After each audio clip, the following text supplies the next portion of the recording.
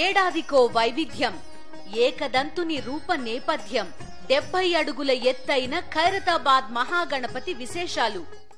విజయవాడలో ఒకవైపు వరద ముంపు పీడిస్తున్న మరోవైపు వినాయక చవితి వేడుకలకు రంగం సిద్ధమవుతుంది. 3 అడుగుల లోతు నీళ్లలోనూ చలువ పందిళ్లు వేస్తున్నారు. ఏదో టైంలో వరద తగ్గుతుందన్న ఆశతో ముమ్మరంగా పనులు చేస్తున్నారు. వరదతో నిండిన రోడ్ల మీదనే విద్యుత్ దీపాలతో అలంకరిస్తున్నారు. దీనిపై మరింత సమాచారం మా కరెస్పాండెంట్ రవీంద్ర అందిస్తారు. ఒకవైపు వరద ఉధృతి పెరుగుతున్నా మరోవైపు భక్తిని మాత్రం జనం వేయటం లేదు. వినాయక చవితి మరికొద్ది గంటల్లోనే ప్రారంభం కాబోతున్న నేపథ్యంలో పెద్ద ఎత్తున పండుగను జరుపుకునేందుకు అందరూ కూడా రెడీ అవుతున్న పరిస్థితి కనిపిస్తుంది. ప్రస్తుతం జోజీనగర్ లో ఉన్నాం. ఇక్కడ చూస్తే కనుక భారీ వినాయకుడిని ఇక్కడ ఏర్పాటు చేస్తున్న నేపథ్యంలో మొత్తం అంతా కూడా ఇక్కడ పందిళ్లు కూడా ఏర్పాటు చేస్తున్నారు. ఒకవైపు వరద నీరు మోకాళ్ళలోతు పైన వరద నీరు కనిపిస్తూనే ఉన్నప్పుడు కూడా మరోవైపు వినాయక చవితి సంబంధించినటువంటి చలువ పందిళ్లు వేసే కార్యక్రమాన్ని కూడా ప్రారంభించారు. రేపే వినాయక చవితి కూడా జరగబోతున్న నేపథ్యంలో మొత్తం 9 రోజుల పాటు నవరాత్రులు కార్యక్రమాలు జరగబోతున్నాయి.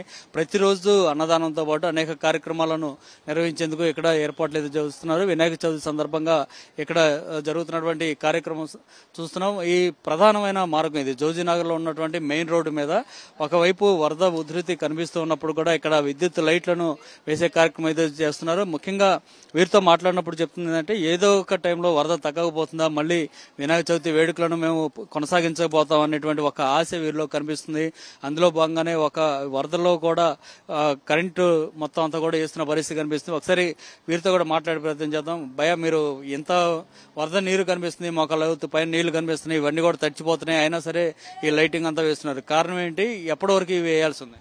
అంటే మనం ఈరోజు సాయంత్రం కదా ఇలా ట్రైల్ ఇవ్వాలండి.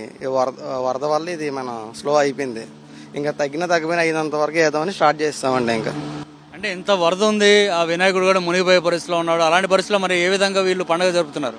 తగ్గిద్దని అనుకుంటున్నామండి. తగ్గిద్దని అనుకుని అంత స్టార్ట్ చేస్తున్నామండి. అంటే ఎక్కడి వరకు ఈ లైటింగ్ వేయాల్సింది మీరు? ఇక్కడ నుంచి ఆ మెయిన్ రోడ్డు వరకు అండి. మెయిన్ రోడ్డు వరకు వేయాలండి. మరి టైం కూడా తక్కువగా ఉంది కదా, మీరు అప్పటి వరకు వేయగలుగుతారా? వేస్తామండి. టైం దాటినా సరే వేస్తామండి. ఈ వరదలోనే మేము అంతా కూడా ఈ లైటింగ్ వేస్తున్నాము. ఖచ్చితంగా రేపు ఉదయానికి వరద తగ్గిపోతున్నాయి. వినాయక చవితి వేడుకలు ఘనంగా మేము ప్రారంభించబోతున్నాం. అందుకే ఒకవైపు చలవ పందిళ్లు వేస్తేనే మరోవైపు పెద్ద ఎత్తున రంగురంగుల విద్యుత్ దీపాలను కూడా అలంకరిస్తున్నామని ఇక్కడ ఉన్నటువంటి వారు చెప్తున్నారు. కెమెరా పర్సన్ స్థాయితో రవీంద్ర రెడ్డి, సాక్షి టీవీ, జోజీనగర్, విజయవాడ.